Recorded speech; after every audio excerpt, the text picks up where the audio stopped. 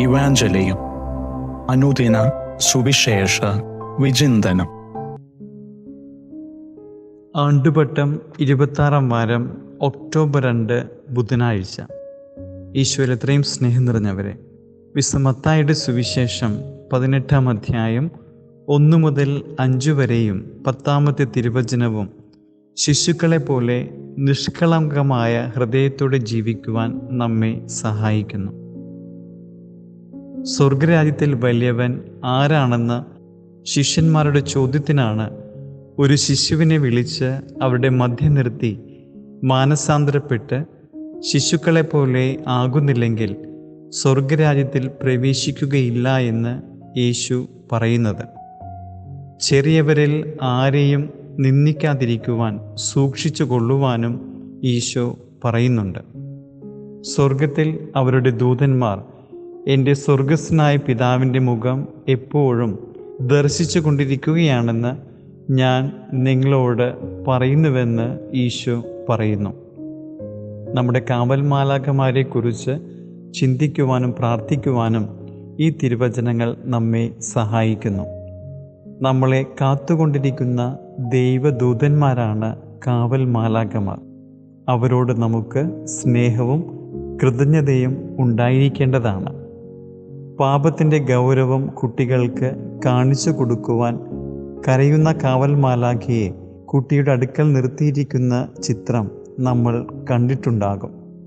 മാലാഖമാർക്ക് കരയുവാനോ ചിരിക്കുവാനോ കഴിയുകയില്ലെങ്കിലും യാഥാർത്ഥ്യത്തിൻ്റെ പ്രതീകമായിരിക്കും അവരുടെ കരയിലും വാദ്യാഘോഷങ്ങളും കാഹളവിളികളും. വിശുദ്ധ ബെർണാദ് പറയുന്നുണ്ട്, നിന്റെ കാവൽ മാലാഖയെ നീ ബഹുമാനിക്കുക, മാലാഖയുടെ സംരക്ഷണത്തിന് നീ കൃതജ്ഞതനായിരിക്കുക. മാലാഖമാർ ശരണപ്പെടുക, മാലാഖയെ സ്നേഹിക്കുക.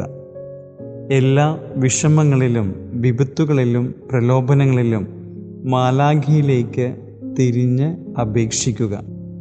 പുറപ്പാടിൻ്റെ പുസ്തകം 23-ാം അധ്യായം 20 മുതലുള്ള തിരുവചനങ്ങളിൽ നാം വായിക്കുന്നുണ്ട്, ഇതാ ഒരു ദൂതനെ നിനക്ക് മുമ്പേ ഞാൻ അയക്കുന്നു, അവൻ നിന്റെ വഴിയിൽ നിന്നെ കാത്തുകൊള്ളും, ഞാൻ ഒരുക്കിയിരിക്കുന്ന സ്ഥലത്തേക്ക് നിന്നെ കൊണ്ടുവരികയും ചെയ്യും.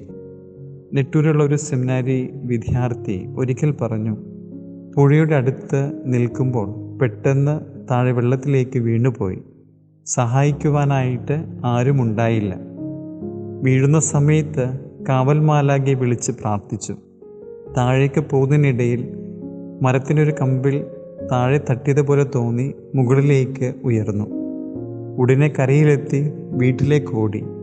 വീട്ടിൽ ചെന്ന് അപ്പനോട് പറഞ്ഞപ്പോൾ അപ്പൻ പറഞ്ഞു, അവിടെ മരത്തിൻ്റെ വേരുകളോ തണ്ടുകളോ ഒന്നും തന്നെയില്ല, കാവൽ മാലാഖയാണ് നിന്നെ സംരക്ഷിച്ചതെന്ന്. എത്രയും സ്നേഹം നിറഞ്ഞവരെ, സ്വർഗസ്ഥനായ പിതാവിൻ്റെ മുഖം ദർശിച്ചു കൊണ്ടിരിക്കുന്ന നമ്മുടെ കാവൽ മാലാഖയെ ഓർക്കുവാനും കുട്ടികളുടേതുപോലുള്ള നിഷ്കളങ്കമായ ഹൃദയത്തോടെ ആയിരിക്കുവാനും നമുക്ക് ദൈവത്തോട് പ്രാർത്ഥിക്കാം.